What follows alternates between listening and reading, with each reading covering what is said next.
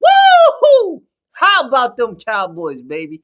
They was out, down 21-0 to the Eagles. And what happened? You saw my Cowboys. You saw my boy Dak Prescott. You saw my boy George Pickens. You saw the defense. You saw Quinn Williams make an impact. We are them boys. How about them Cowboys? They counted us out. But then we fixed our defense. We went out there and got one of the best D tackles in the game at Quinn Williams. Then we went out there and got Logan Wilson, a linebacker. Then we got Overshown, one of our best linebackers, back. Yes, the Cowboys. We are back. America's team is back, baby. And here we are. And we beat our rivals, the Philadelphia Eagles, man. They thought they had us 21-0. They thought Jalen Hurts was going to beat us. We said, no, not in our house. We came back and won down 21-0. One of our biggest comebacks in our franchise history. Shout out to the Cowboys, man. But let's talk about the game. Let's talk about how George Pickens is a true number one wide receiver right now for my Cowboys. George Pickens is the number one. CeeDee Lamb, you are number two. You had a mid-game. But George Pickens, boy, did that brother show out. Did George Pickens show out? That brother last night. Hold on, let me go get the stats to give y'all the exact stats versus the Eagles. They thought we was out. Excuse me. We had to show them now who was boss, who was the real team. We had to let them know we Ricky Rose in the building. You feel me? My man, George Pickens in this game. Hold on. Let me get the exact stats.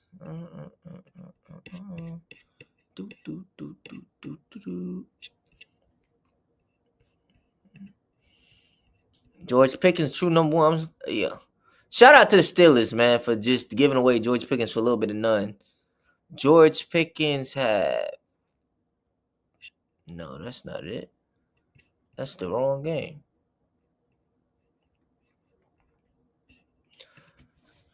George Pickens is him. He's a bona fide number one in this league.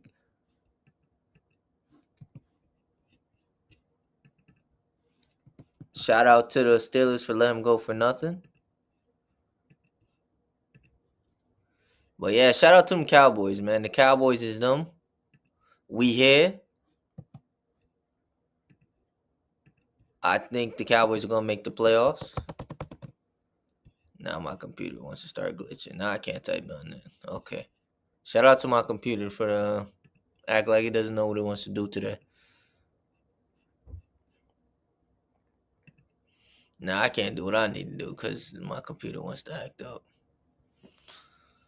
Oh, gotta love technology, don't y'all? Can't type nothing, huh? Cowboys, man. The game wasn't looking too good. You know, things were happening. The Eagles had problems on offense. The Eagles might be overrated. I don't know if they're the best team in the NFC or close to one of the best teams. I don't understand how they barely let Saquon run the ball and thought that we just going to let that slide. And then we have a short week because we turned around and got to play on Thursday Night Football, got the Thanksgiving game versus Chiefs. And I think we're going to beat the Chiefs, man. 21-24. How you down 21-0, no score? That defense was lights out and shut down, man.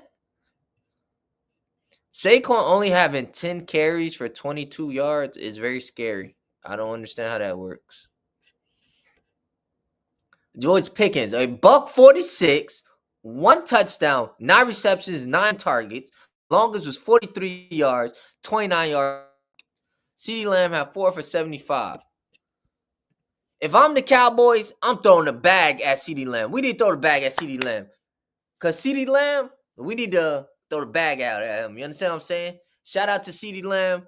He's good. But you got a true number one wide receiver now that just took your spot. George Pickens has essentially took your spot. The fact that this team...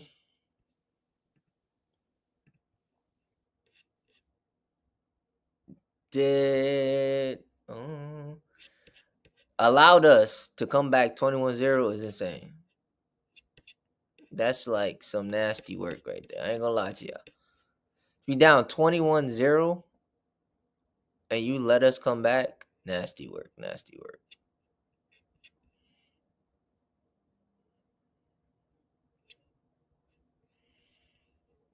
You were basically getting shut out, and then we came alive as the game went on. Before halftime.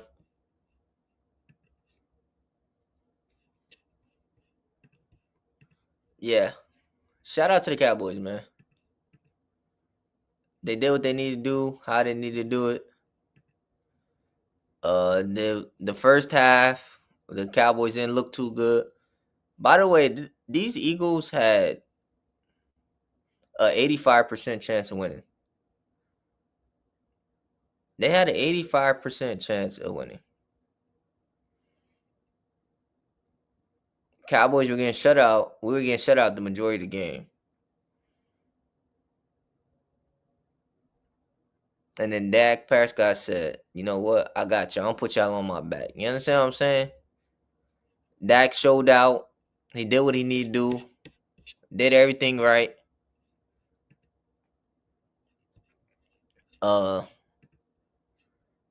CeeDee Lamb played good. The defense was able to stop. The Eagles are frauds. I'm gonna say what everybody's scared to say, won't say. The Eagles are frauds, man. Because they had no business losing this game ultimately to the Cowboys. They had no excuse at all to lose this game. They should have won this game. This game, they should have won. When you're up and dominating a team like you were, like the Cowboys' highest percentage to win this game. So at half, the score is 21-0 at half. Halftime, 21-0. We're getting shut out. This game should be over. Dallas should really have lost this game, to be completely honest. But some way, somehow, Dak starts dipping in diamond, man. I mean, see, George Pickens got a TD. Dak got a TD. Who else scored a TD?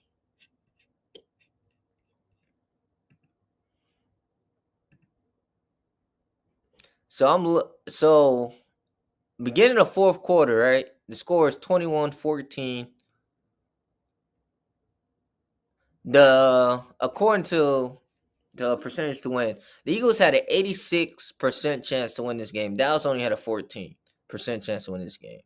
So then it dropped. In that fourth quarter, 4th and 13. 4th and 13. I mean, this game was over. This game was over before it started. They should have won. But yeah, shout out to the Cowboys, man. Shout out to the Cowboys. We them boys. But back to other football and other things.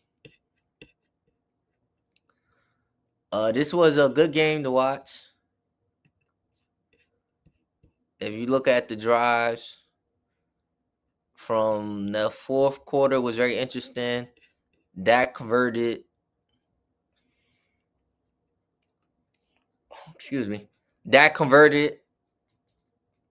He had a big play, which ultimately led up to the field goal, which ultimately let the Cowboys win this game. The Eagles have to be better. Sloppy football. They don't know how to finish games, which is crazy, nasty work. They don't know how to finish games. But enough of that game. Let's get on to other games because we got to talk about them frauds known as one of the biggest frauds in the NFC. Not in the NFC, I'm sorry. In the AFC, known as the Buffalo Bills. They lost a game that was very winnable. Where is the game at? To the Texans. That game was very winnable. Josh Allen was mid. Mucho Galente Basur. He threw the game, basically. Buffalo is frauds. Like I've been telling y'all since the season started. I said, don't believe in Buffalo. Buffalo ain't it. Josh Allen played horrible. I don't care what the stats say. They said threw for 253 yards, 70-yard completion percentage. He had 2 interceptions and no touchdowns. That's not good. James Cook ran all over them, 17 attempts for 116 yards and a touchdown. Khalil Shakur had 8 receptions for 110.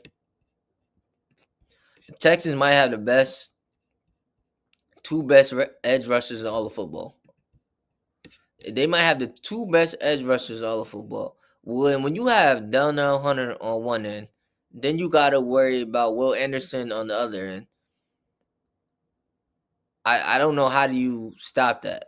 I mean, they were getting pressure on Josh Allen game after game, play after play. He couldn't go left. He couldn't go right. The pocket was constantly collapsing for him. He just couldn't get his act together at all. That defense, I believe Josh Allen hasn't won in that Houston Texans for a while now. I don't remember exactly, but it's been a minute since he's won. I have to look up exactly when he's won. But this defense, they might have the best edge rushers in football. Because Darnell Hunter, you got to worry about him on one end. Then you got to worry about Will Anderson on the other end. Then they move around on the line, so that throws you off anymore. And Will Anderson is relentless. He's like a dog with a bone. He's like a bull when he sees red. He's going to get to that quarterback. He doesn't quit. He has a high motor. He's going to get that quarterback one way or another. He's like, whew. To lose to David Mills is nasty work. I'm not gonna lie to y'all. Allowing David Mills to throw for 2 touchdowns, 153 yards, that's nasty work, bro. Excuse me. He was picking that defense apart. He didn't have Nico Collins got 3 receptions, off of 3 targets, 55 yards. Christian Kirk was getting the ball. Jalen Higgins was getting the ball. He overthrown Schultz multiple times in the game. He overthrown Jalen Higgins. He was overthrowing some of his receivers, Dave Mills, but he's a backup quarterback. What do you expect? And boy, that AFC South is getting hot, hot, hot. Houston can potentially. I don't know if they're going to take Indiana at 8-3, but anything can happen. But Houston, that's a team you don't want to play. That defense is a very stout defense. Statistically, the best defense in all of football. When you have elite pass rushers, that makes everybody else's job easier. When you have to worry about Darnell Hunter on one end, worry about Will Anderson on the other end, what are you going to do? You can't double team both of them.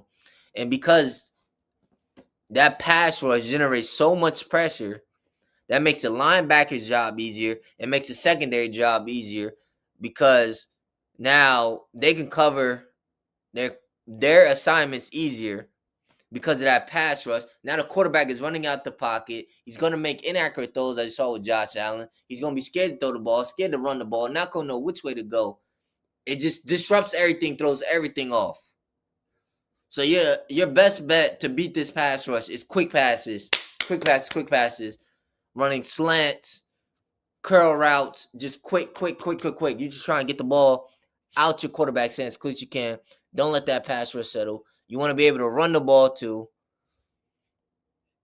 Statistically, they're one of the best passing defenses in the league. Now, their run defense is not so good to be desired, but it's serviceable. But, yeah, that Texans on a roll too. I hate that. These Texans on a mission to make the playoffs. Their team play with a chip on their shoulder. And I think the offense is functioning better with David Mills and the CJ Stroud. I don't know why. CJ Stroud is clearly the better player, but for some reason, Dave Mills is performing better against that crappy O-line. The O-line is not good. Then we had the Jets and the Ravens. Let me bring this up so y'all can see what I'm looking at.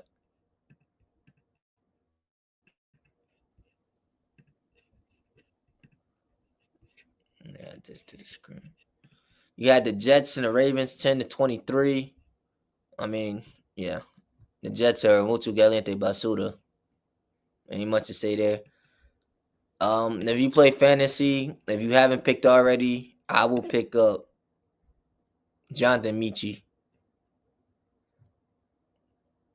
He had 6 receptions, 65 yards, and a touchdown off of 7 targets. Donnie Mitchell, 2 for 42. Their number one wide receiver did not play. He was hurt. So that means Jonathan Michi moved up to the number 1 spot.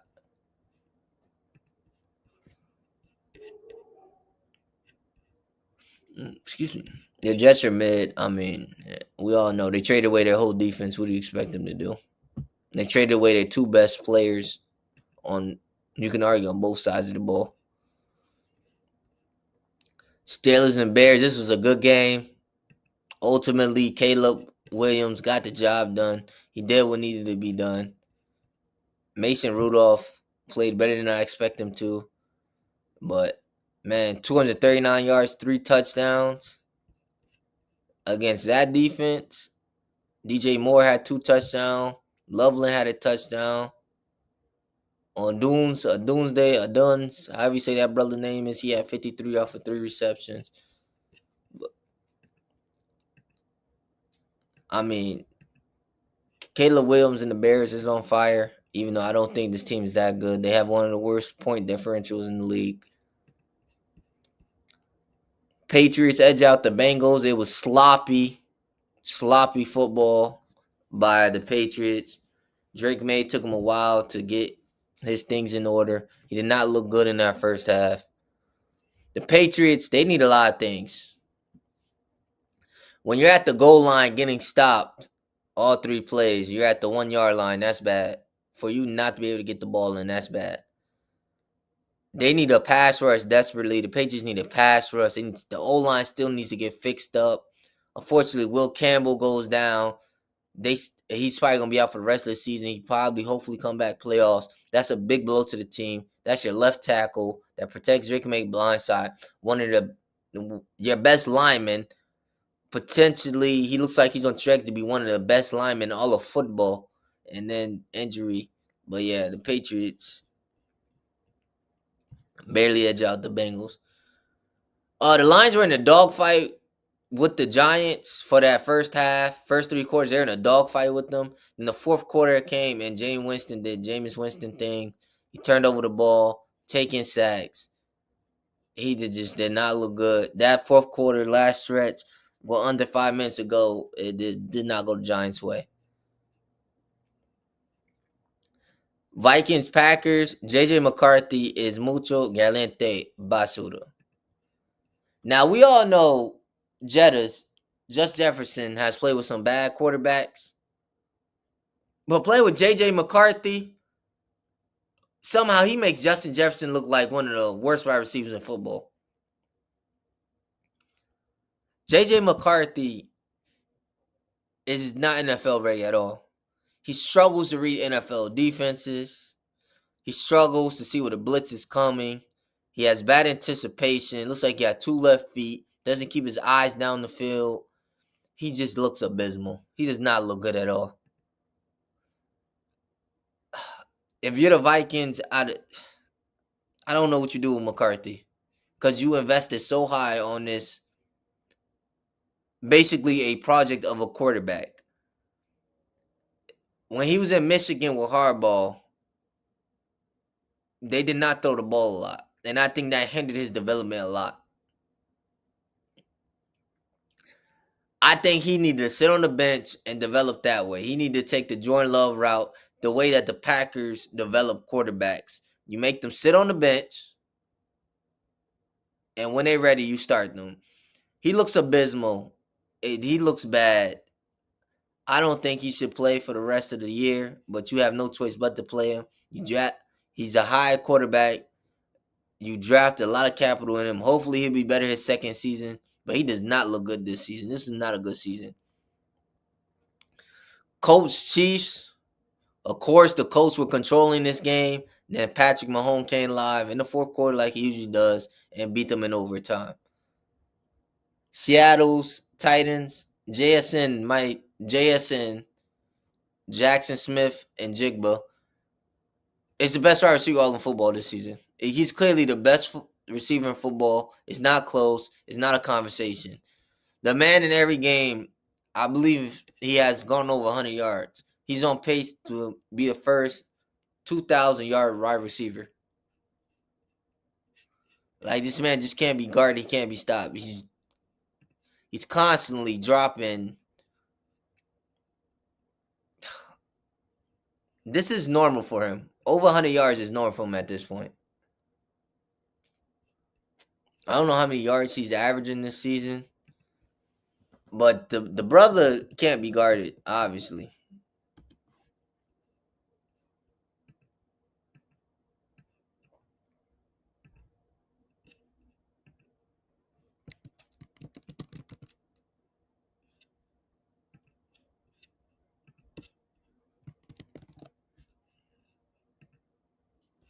Okay, my computer's tripping.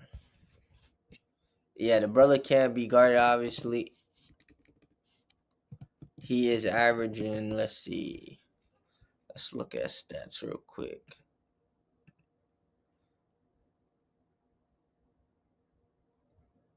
And he also broke the most receiving yards in franchise history for Seattle Seahawks. So he broke DK Metcalf's record.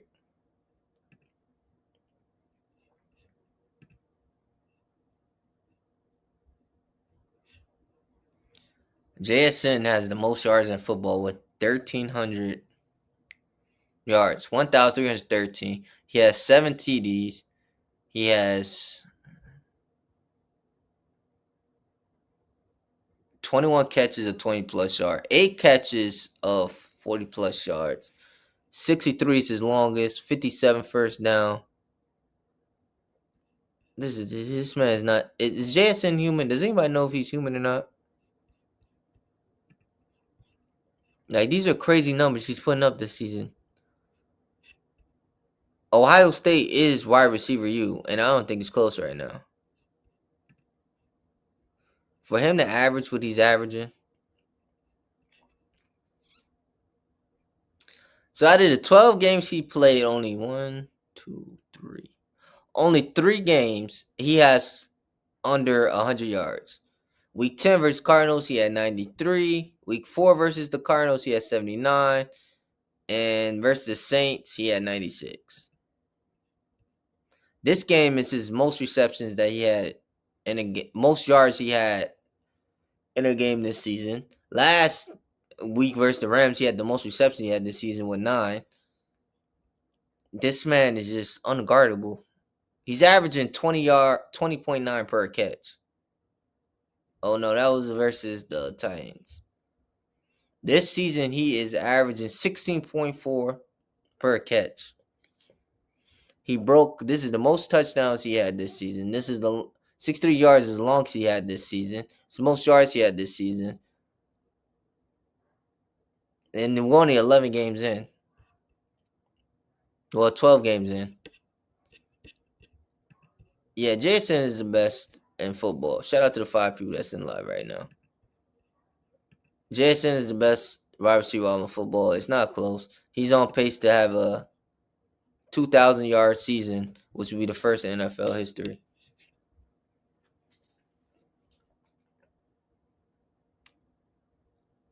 Shout out to Shador Sanders for being the first quarterback in history quarterback in Browns history to score a touchdown. Shout out to him, man. Shout out to 7 people live right now. Shout out to Shador for being the best in all of football. Falcons Saints. The Falcons edge out the Saints, which is not surprising. Sunday night game, we had the Rams and Bucks. Rams completely dominated that game. And then we had Monday Night Football with the Panthers and Niners, which is a very boring game. Battle of the QBs. They both was playing. They both were mid. Bryce Young is mucho caliente basura. They need to move on from him. The Panthers, I don't know what's the point in keeping him.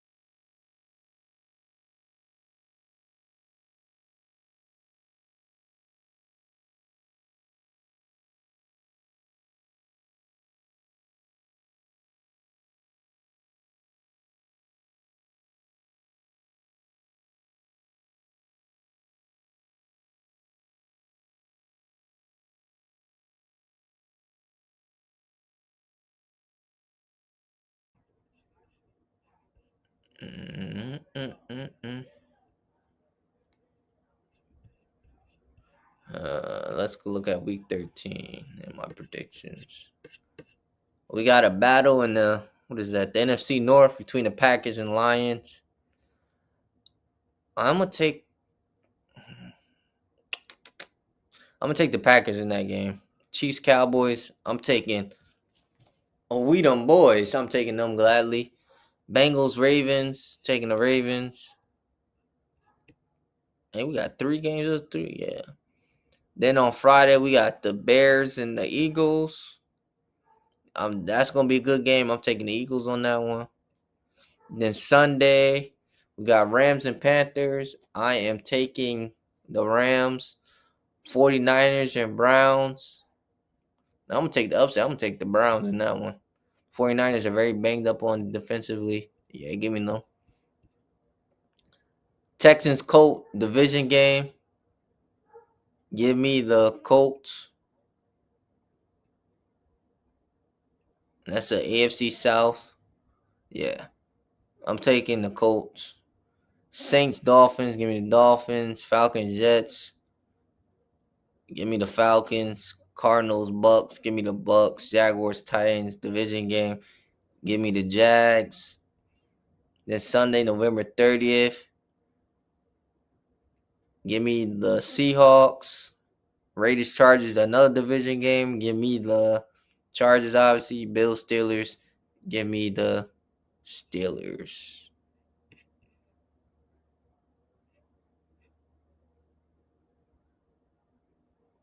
And then for the night game, we had the Broncos and Commanders. Give me the Broncos, obviously, and then the Giants and the Patriots. Give me my Pats. Yeah, I already know the vibe. Shout out to the 7 people that's in the live right now. Let's see. Now we're gonna shift gears to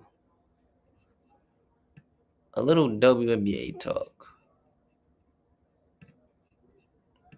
As we know, the draft lottery happened.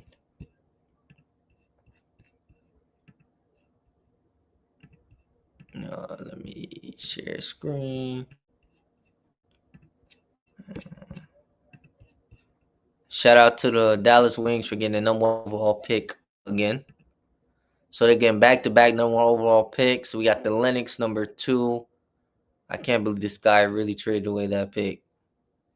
They could have had Sonia Citron. I don't understand the things.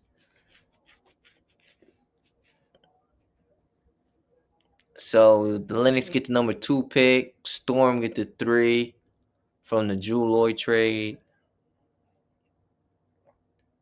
And from the draft lottery, obviously. The Lennox pick obviously was a Sky pick, but they traded. Then we had the Mystics at 4, Sky at 5, Tempo and Fire. They're gonna flip a coin for the 6th, 7th spade. The Valkyries had the 8th pick. The Mystics had the 9th. Fever have the 10th. Mystics have the 11th. Suns have the 12th. Dream have 13th. Storm have the 14th, and the Sun have the 15th. The Mystics having 3 lottery picks. They got the number 4, number 9, and number 11. They drafted Sonia Citron and Kiki Irefin, who are looking like very talented players. They look like they could be all all pros, all WNBA caliber players, very good players. Uh, and now they're adding 3 more lottery picks to that. So they could potentially draft somebody at 4, then package up the 9th and 11th and trade for future assets in the next season. The Lynx potentially, with their situation, they're probably going to trade down from there, from that number 2 spot, because they really don't. They already have a championship caliber team. If you bring a rookie, you don't have time to really develop the rookie like you want to, because you're in championship. You're competing for a championship. You're one of the best teams. You just made it to the finals. I mean, you almost made it to the finals. You were a game away. You were a game away, basically. Your star player gets hurt. Yes. And look, where your salary cap is looking like. They're probably going to trade down from that number 2 pick. It's a lot of teams that, if I'm the Sky, I might call the Linux, see what they want for that number 2 pick. I might try to move up, because the Sky got a lot of problems on that roster. They probably move down. The Storm in a good position. Their star players are getting older. They drafted Dominique Minoga last season. So you got Skylar Diggins, who's getting older. Then you also have what's that? They're big. I can't think of their big right now. Why is her name? Why am I drawing a blank on their big? Not well. They have Ezzy too. Seattle. I don't. Why am I blanking on this WNBA's player name right now? You also got Gabby Williams. Oh, Aneke Okay, I'm not gonna try. You got Nikki. She's getting older. She's your best player. Skylar Diggins getting older. You have Gabby Williams. You got Ezzy, Lexi. You drafted Dominique Malonga. You traded for Brittany Sykes. You got Tiffany Mitchell, Lou Samuels. This is a very older team. This team is full of vets. So when you have a team full of vets, we have a team full of vets. It's time for you to move on. Dominique Malonga, that's probably gonna be your star player.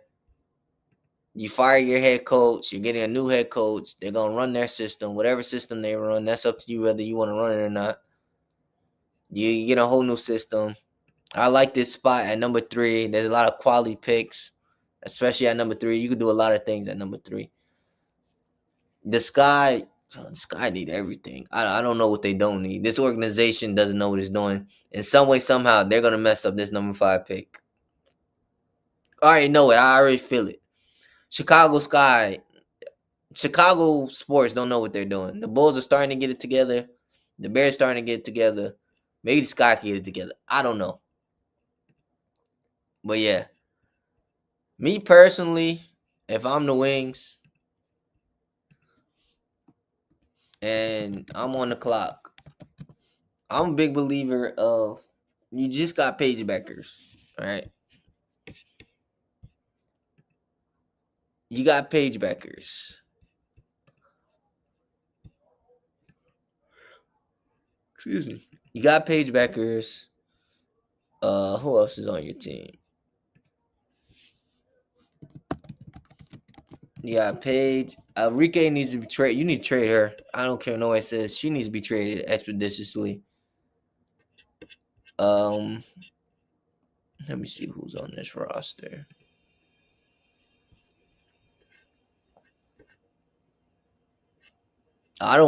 This roster they have, I'm not the biggest fan of.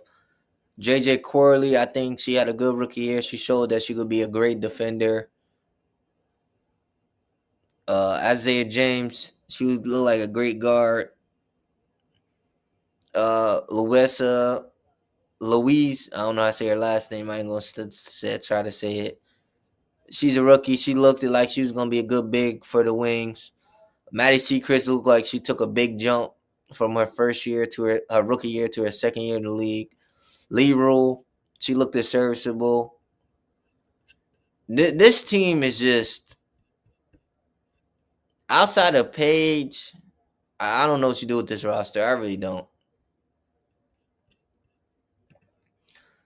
You just got a team with a whole bunch of pieces that don't match. Realistically,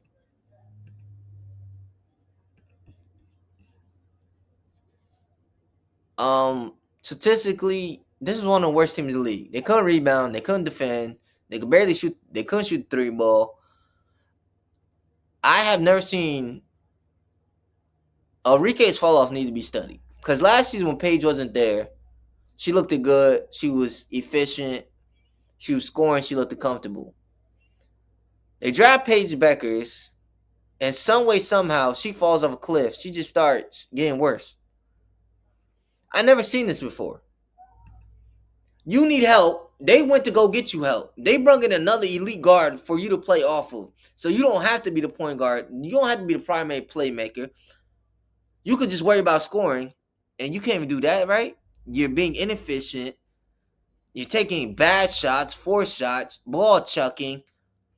I don't understand how Enrique somehow got worse. He took a step back. Paige was wrong to make your job easier. You're clearly the best player on this team,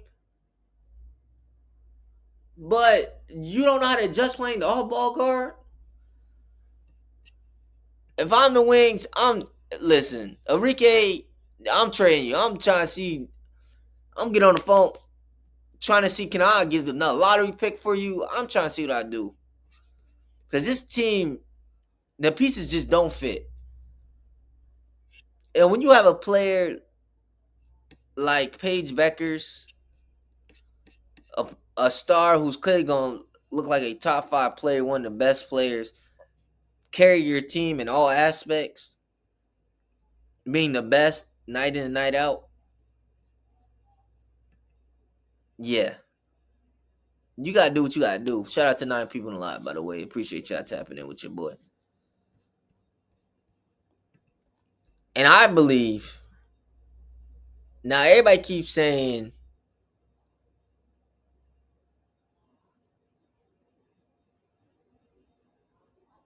Aziz Fudd, I believe I should say name. I'm sorry I'm butchering her name. Y'all know me and names don't match well together with certain names. I don't want her. I don't think she's a good. When you have an elite guard, let me put it this way. When you have an elite guard, I think you need to put him with an elite center. I think you pair a guard with a center. You do a Penny and Shaq pairing, a Kobe and Shaq pairing, elite guard with elite big. The Wings have a lot of deficiencies on that roster, so you do have that. On top of that, they're not going to be a playoff team. It's going to take them a while to get to a playoff team the way they're looking. Kurt Miller needs to change some things. But me, if I, with that number 1 pick, all with fam, that's who I'm drafting at number 1 spot. That girl over there in Spain, she's pro ready to me. She's playing against professionals. She's playing in the Euro League. And when you're playing in the Europa League, you're playing against the best of the best. She's a professional basketball player at the end of the day.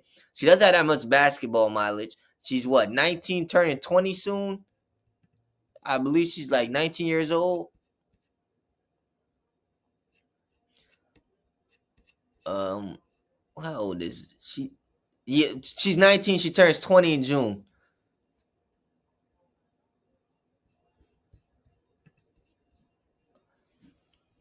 So watching the tape on her, She's an elite post player, something that can help Paige a lot, take the pressure off her. That will help your team a lot. She's a very good defender, very good rebounder. I think she has slow feet at times. It's kind of some of the things you got to worry about where she has a high IQ, but she's a raw prospect. She's raw. She's a diamond in the rough.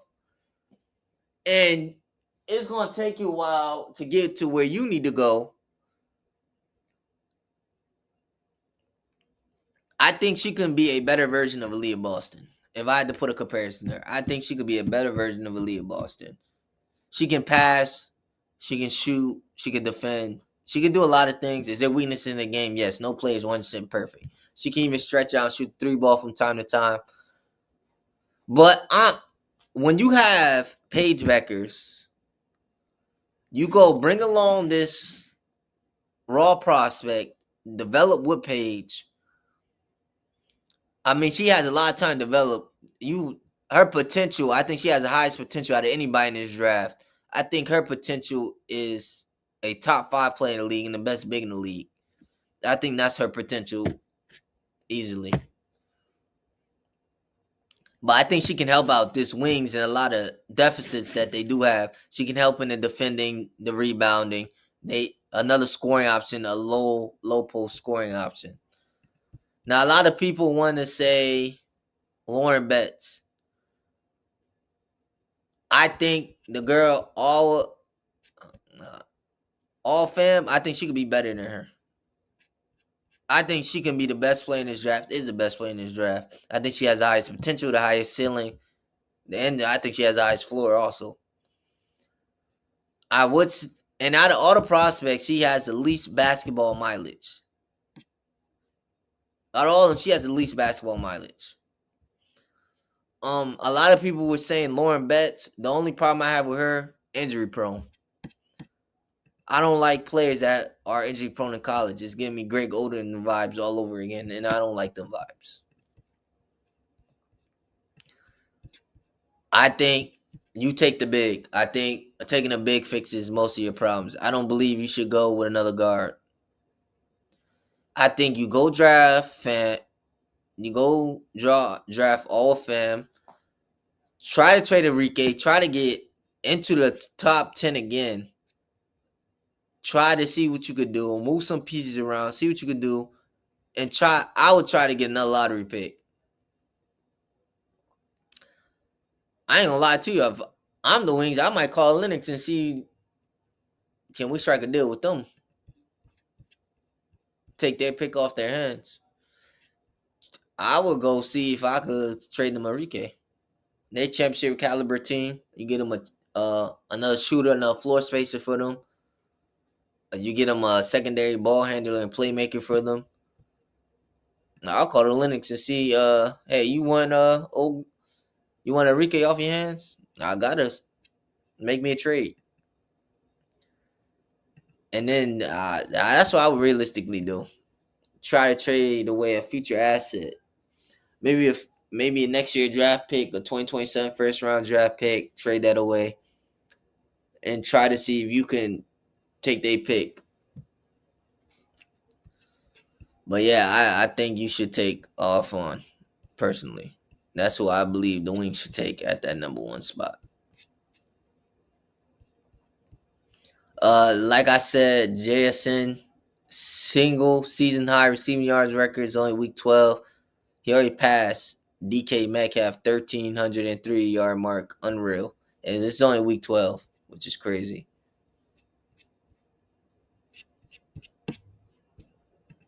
Yeah.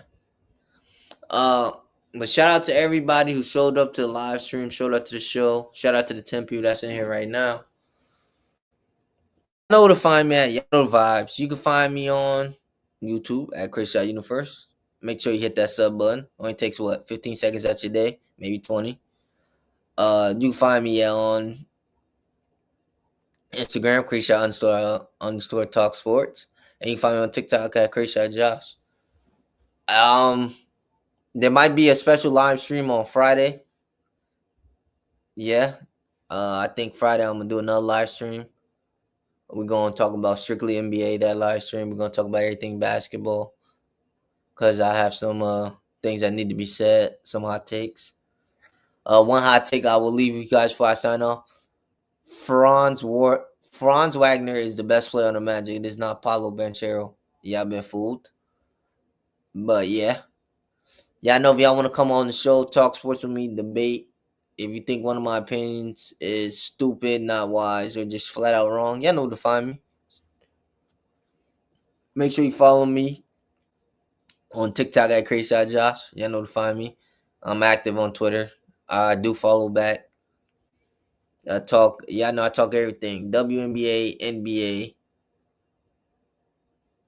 NFL. Sometimes I dabble in college football, depending on the day and how I'm feeling. But yeah. Happy holidays, everybody. Safe trip. Make sure you subscribe, like, follow me. Y'all know the vibes. I'm out of here. Y'all enjoy. Safe holidays. Be safe out here, man.